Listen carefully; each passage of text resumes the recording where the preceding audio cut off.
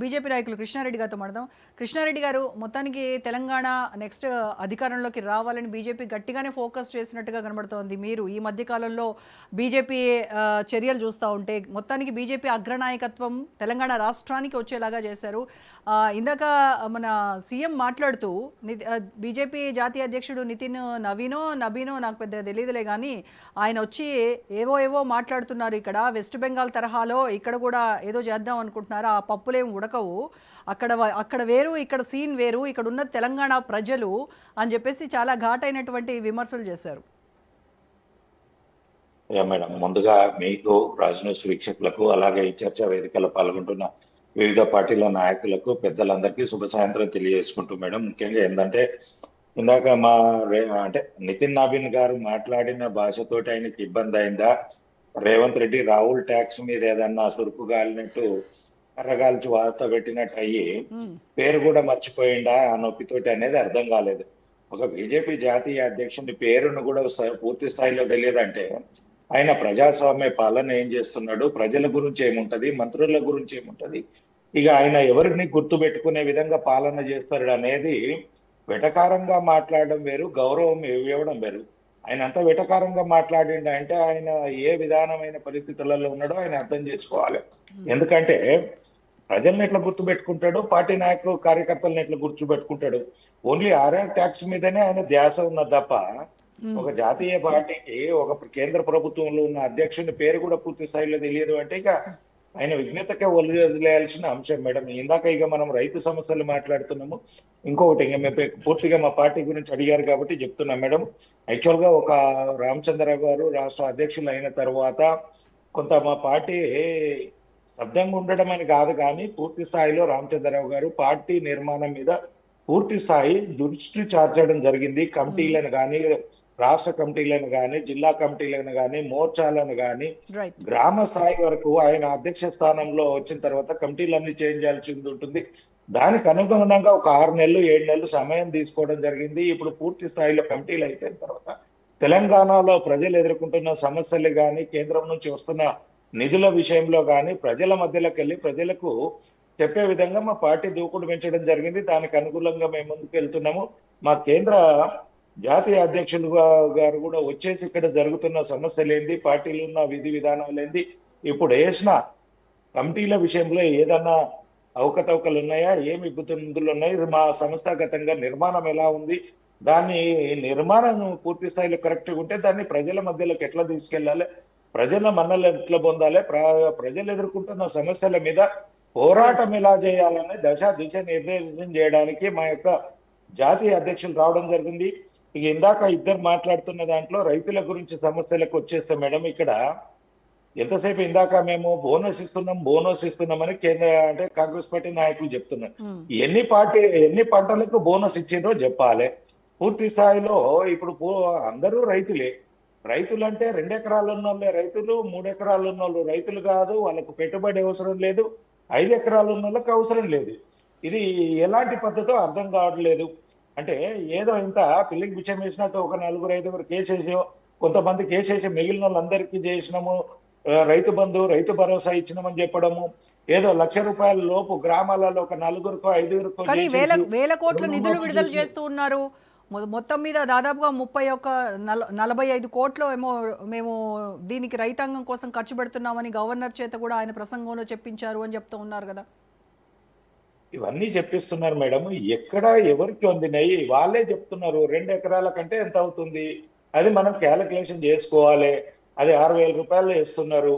గతంలో ₹10,000 ఎకరానికి వేసేది. ఇప్పటికే ఫస్ట్ అయినా అధికారంలోకి వచ్చిన వెంటనే ఒకసారి పూర్తి స్థాయిలో తప్పింది. అప్పుడు కేసీఆర్ ప్రభుత్వం వేస్తున్నది కూడా ఎలక్షన్ కమిషనర్ దగ్గరికి వెళ్ళి అది ఆపిచ్చేసి రైతులను 2 పార్టీలు కలిసి మోసం చేసినది. ఎలక్షన్ లో లబ్ధి పొందుదాము, ఎలక్షన్ రేపో మాపో ఉన్నదంగా వేసి ఇది చేద్దామని చెప్పేసి వాళ్ళు హరీష్ రావు గారు మాట్లాడడంతో రైతుల నోట్లో మట్టి కొట్టడము. మరి మిమ్మల్ని ఎలా నమ్ముతారు రైతులు? బీజేపీని ఎలా నమ్మాలి మేడం? బీజేపీని మేము ఒక సంస్థాగతంగా పోతుంది మేడం. మేము బీజేపీలు ఎప్పుడైనా చూడండి, అమలు కాని హామీలు ఎక్కడ ఇవ్వలేదు, మోసపూరితమైన మాటలు బీజేపీ ఎక్కడ మాట్లాడలేదు. చేయగలిగినదే చెప్తాము. ఈ రోజు వరకు కూడా మరి గ్రామ 2 కోట్ల ఉద్యోగాలు పంచాయతీకి ఇస్తామని చెప్పింది ఎవరండి? 15 लाख ఎక్కడ నుంచి 15 వస్తాయండి? లక్షలు 2 కోట్ల ఉద్యోగాలు ఎక్కడండి? డిమోనిటైజేషన్, జిఎస్టీ, అరే యు హావ్ ఫెయిల్డ్ ఇండియా అండి. ఇండియాని ఇన్ఫ్లేషన్ లో హైకి తీసుకెళ్లిపోయినారు, అన్ఎంప్లాయ్మెంట్ లో హైకి తీసుకుపోయినారు, డాలర్ రేట్ లో హైకి తీసుకుపోయినారు. డాలర్ రేట్ ని 50 రూపాయల లోపలికి తీసుకొస్తున్నారండి. 56 ఇంచ్ ఛాతీ వాళ్ళ ఏమైపోయిందండి? 2 కోట్ల ఉద్యోగాలు అంటే 24 కోట్ల ఉద్యోగాలు ఎక్కడి నుంచి వచ్చాయండి? పేపర్ లీకులు జరిగిపోతున్నాయి, విద్యా వ్యవస్థ నాశనం అయిపోతున్నది. దాని గురించి మాట్లాడండి. మీరు అంటున్నారు హామీలు మేము అలవి కానీ హామీలు ఇయ్యమని చెప్పేసి అంటున్నారండి. మీరు ఇక్కడ గ్రేటర్ హైదరాబాద్ ఎలక్షన్ జరిగినప్పుడు మీ యొక్క ముఖ్యమంత్రులు కూడా ఇక్కడికి వచ్చారండి, అప్పటి హోమ్ మినిస్టర్ కూడా ఇక్కడికి వచ్చారండి. ఈ రోజు తెలంగాణ కోసం మీరు 8 మంది ఎంపీలు ఉంటే, 2 కేంద్ర మంత్రులు ఉంటే ₹1 కాదు కదా సెంట్రల్ ప్రాజెక్ట్ గురించి ₹1 తీసుకురాలేదు. స్టేట్ రీఆర్గనైజేషన్ యాక్ట్ లో ఉన్నటువంటి హామీల కోసం బయ్యారం స్టీల్ ప్లాంట్ కానివ్వండి, కాజీపేట్ రైల్ ఫ్యాక్టరీ కానివ్వండి, ఐటీఐఆర్ ప్రాజెక్ట్ కానివ్వండి, ట్రైబల్ యూనివర్సిటీ కానివ్వండి, ఒక్కటంటే ఒక్కటి కూడా మీరు సెంట్రల్ యూనివర్సిటీ తీసుకురాలేదు.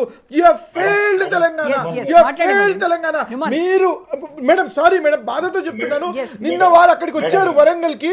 అదే వరంగల్లో పోరుగడ్డ అయినటువంటి వరంగల్లో మీరు హామీ ఇవ్వాల్సింది కాజీపేట్ రైల్ ఫ్యాక్టరీ మేము ఇప్పుడు నిలబడతామని చెప్పేసి. నోమర్ గారిని Yes, మాట్లాడండి. నొప్పేందుకు అర్థం కాదు. ఇష్యూస్ ను టాపిక్ ను డైవర్ట్ చేయడం నో మీరు అలవి కాని హామీలు ఇవ్వదు బీజేపీ అన్నందుకు నేను ఆ పాయింట్ రేజ్ చేశాను. 2 కోట్ల ఉద్యోగాలు ఇస్తానన్నారు కదా, అది మరి అలవి కాని హామీనా? మరి మీరు ఎందుకు నెరవేర్చలేకపోయారు? 15 లక్షల ఖాతాల్లో పడతాయని అన్నారు, అదే ఎక్కడి పోయింది? 15 లక్షలు అనేది ఎక్కడ మాట్లాడలేదు మేడం. 2 కోట్ల ఉద్యోగాలు అనేది మాట్లాడి ఉండొచ్చు. ఆ సందర్భము ఆ అప్పుడున్న పరిస్థితులలో సందర్భానుసారం మాట్లాడతారు మేడం. రైతులకి డబల్ చేస్తా అన్నారు, రైతుల ఇన్కమ్ ని డబల్ చేస్తా అన్నారు, అన్నారా అని లేదా? రైతుల గురించే కదా. Stick to the context. Numan గారు మీరు మాట్లాడుతుంటే నేను మధ్యలో సారీ, మీరు కొంచెం ఫ్యాక్ట్స్ ని మిస్రిప్రజెంట్ చేస్తున్నారు సార్. అందుకనే నేను సారీ కృష్ణారెడ్డి గారు, నేను కాంటెక్స్ట్ లో మీరు వాస్తవాలు చెప్పడం లేదని నేను చెప్పాల్సి వచ్చింది. మాట్లాడక ముందే మీరు మధ్యలో ఇంటరప్ట్ అయితే నేనేం మాట్లాడాలి? చెప్పండి కృష్ణారెడ్డి గారు. ఎవరు కూడా ఇంటరప్ట్ కాలేరు, అవునా కదా? మీరు ఎందుకు ఇంత ఇది అవుతున్నారు? మీ వర్షన్ మీరు చెప్పండి. నేను ఏదన్నా తప్పు మాట్లాడితే మీరు సమయం వచ్చినప్పుడు మీరు మాట్లాడండి. మీరు మాట్లాడింది ఓకే చెప్పండి కృష్ణారెడ్డి గారు మాట్లాడండి. ఇక్కడ జరుగుతున్నది ఏంటంటే మేడం, తెలంగాణలో ఈ రోజు వరకు కూడా గ్రామ పంచాయతీలకు గత ప్రభుత్వం గానీ ఈ ప్రభుత్వం గానీ ఎన్ని నిధులు విడుదల చేసింది? ఈ రోజు వరకు కూడా గ్రామ పంచాయతీలు నడుస్తున్నాయంటే కేంద్ర ప్రభుత్వం ఇస్తున్న నిధులతోటే. ఈ రోజు వరకు చెత్త అయితే ట్రాక్టర్లకు కూడా కేంద్ర ప్రభుత్వం ఇచ్చే నిధుల నుంచే ఆ యొక్క ప్రాపర్టీ ట్యాక్స్లు వస్తాయి తప్ప ఈ రోజు వరకు రాష్ట్ర ప్రభుత్వం కేంద్ర ప్రభుత్వం ఒక్క గ్రామ పంచాయతీలకు విడుదల చేస్తారు.